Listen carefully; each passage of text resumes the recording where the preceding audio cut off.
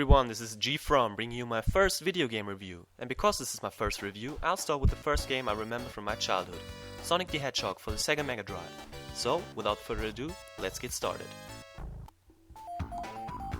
The game's story is best described in the instruction manual.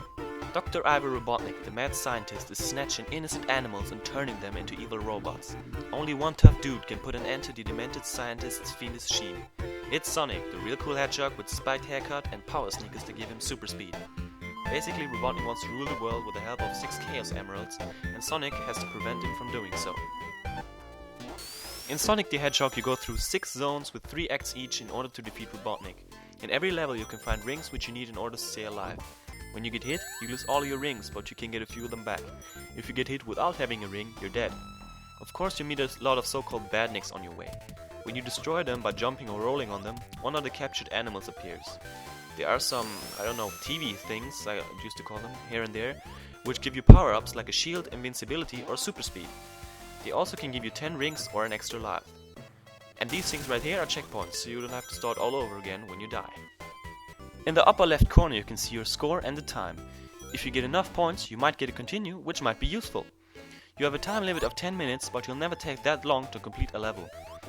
If you have 50 rings at the end of the first 2 acts of a level, a giant ring appears which leads you into a bonus stage. Here you have the chance to get one of the 6 Chaos Emeralds. Getting all 6 gives you a better ending. At the end of the 3rd act you'll face a boss. You may expect that Robotnik sends his henchmen to get rid of you, but no, he fights himself. After you defeat him, you release a lot of animals and progress to the next stage. The controls for this game is really easy. You just need one button and a D-pad. No matter which of the A, B or C button you push, Sonic jumps. In order to roll, push down while running. That's basically it. Everybody can pick up this game and play right away because it's really that simple. I love the graphics of Sonic's first game. Sonic is well animated. The design for this game is pure greatness. Every stage looks completely different than the last. The whole game is so colorful it puts you in a good mood. The levels are just a blast to play because of the way they are designed, with the loops and springs and all that stuff. They beg for a speedrun. Even though you run around at high speeds most of the time, you still get to enjoy the wonderful backgrounds. From pinball-like settings in the spring yard zone to the underwater parts of the labyrinth zone, there is so much variety, you'll never get bored, I promise. I have to give the Scrap Brain zone a special mention because every act looks different, which is really cool in my opinion. My favorite stage has to be Starlight Zone. It looks so beautiful, there are loops everywhere and the music is one of my favorite tunes ever in a video game. I can even play it on piano. Well, sort of. Speaking of music, everyone who says the Mega Drive wasn't capable of good music, have you ever played this game? I could describe it in one word. Awesome! Every track sounds totally different, and who doesn't recognize the Green Hill Zone tune? Classic. Although I don't like the Marble Zone music that much, overall it's freaking amazing, especially the boss theme and the Scrap Brain Zone music.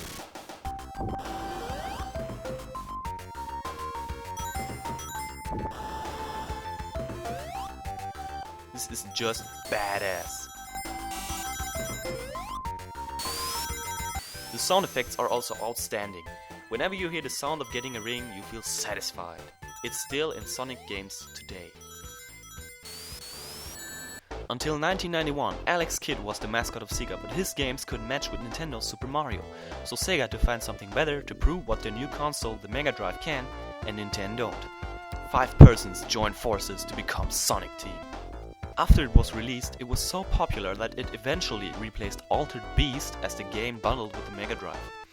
And thanks to the Hedgehog, the Mega Drive outsold the Super Nintendo nearly 2-1 during the 1991 holiday season. In January of 1992, Sega controlled 55% of the 16-bit console market, making it the first time Nintendo was not the console leader since 1985. The game is widely considered to be one of the greatest games of all time, placing number 63 on IGN's 2007 list and much higher on my own list. As of November 2007, the game has sold 4 million copies, making it the second highest amount for a Mega Drive game, behind Sonic 2, which has sold 6 million copies. Quite amazing, huh? Okay, first off I want to share the level code with you.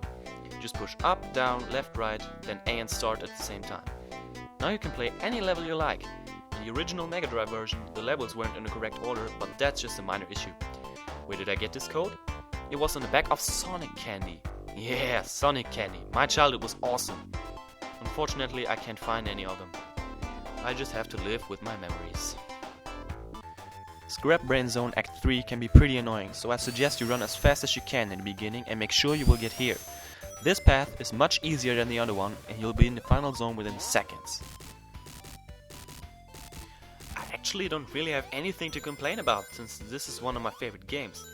But every game has its flaws, so I might as well talk about it. First of all, why is the European version slower than the American? I first noticed when I saw a speedrun on the internet. The music was much faster, and so was the gameplay. On Wikipedia I found out that the European version has just 83% of the speed that the Americans have. What the heck? I grew up with a slower version? Wow, and I thought that was fast. If you would have given me the faster version as a kid, I would probably have freaked out. Another thing that was kind of annoying was the so-called spike glitch. Whenever you hit the spikes twice in a row, you would die instantly instead of being invincible for a brief moment. Later that was fixed. Like I said earlier, I didn't like the Marble Zone music that much, because it's kinda boring. I also was not a big fan of the bonus stages. I don't know why, it's just like that. Enough said. And finally, I hated the Labyrinth Zone back then when I was a kid. I drowned all the time because I didn't take every bubble I should have taken. No risk, no fun. It's the hardest stage, and I almost never got past it. Especially the boss was a pain in the ass, and it's the hardest part of the whole game. But honestly, I think every good game should have one level which is kinda annoying, because it makes the rest of the game even better. That's also a reason why I like Starlight Zone so much. We finally got past Labyrinth Zone, and now it's time to chill. Oh boy, where do I start? What about speed, the colorful environment? I could sit here all day and talk about every little detail of this game. So let's just talk about stuff I haven't talked about yet. Back when I was a kid, I had a little more patience, so I just ran around like an idiot and suddenly found secret passages. That was so cool. Whether you found an extra life in a wall or a shortcut, it was always amazing to find something new. I also thought it was really cool that you faced Robotnik in every level. It was kinda exciting, and I always wondered what kind of vehicle you would use next. The Green Hill Zone is the most memorable Sonic stage ever, and it's so much fun to play the Scrap Brain Zone. 3 different designs for one zone? That was cool. Together with that kick-ass music, it was the perfect showdown to a nearly perfect game. And with 2 different endings, it gave you enough motivation to collect all the Chaos Emeralds. And giving Robotnik a final smack after defeating him in the final zone, what more can you ask for?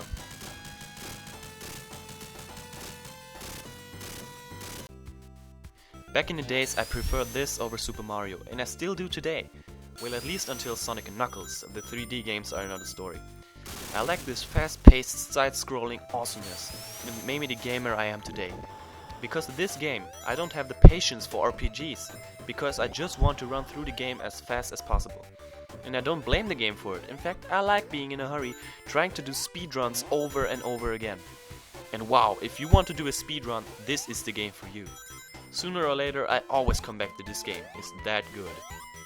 I recommend this game to everybody. It's easy to pick up and play anytime, it's fun, and that's what makes this game a real classic. I don't score the games I review, but you probably would have figured out by now that I would give it a pretty high score. So, thanks for watching, I hope you enjoyed the review and that it made you want to play Sonic again. My next review will be Mega Man for the NES. I'll see you later, have a nice day. Well, as an extra little bonus feature, I will show you the original copy, my original copy of Sonic the Hedgehog. Nice and beautiful, fits perfectly in my Sega Mega Drive. Well, next to my Mega Drive we have the Sega Master System and Guitar Hero 3. Perfect.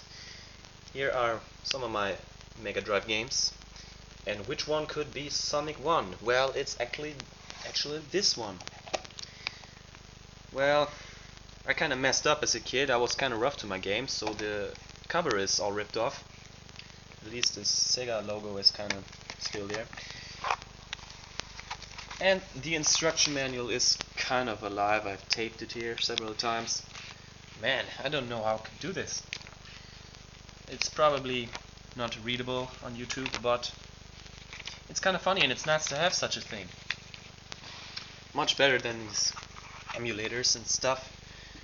It's not the same. You need this, a black game with no cover. Whatever. Let's go back and play some Sonic.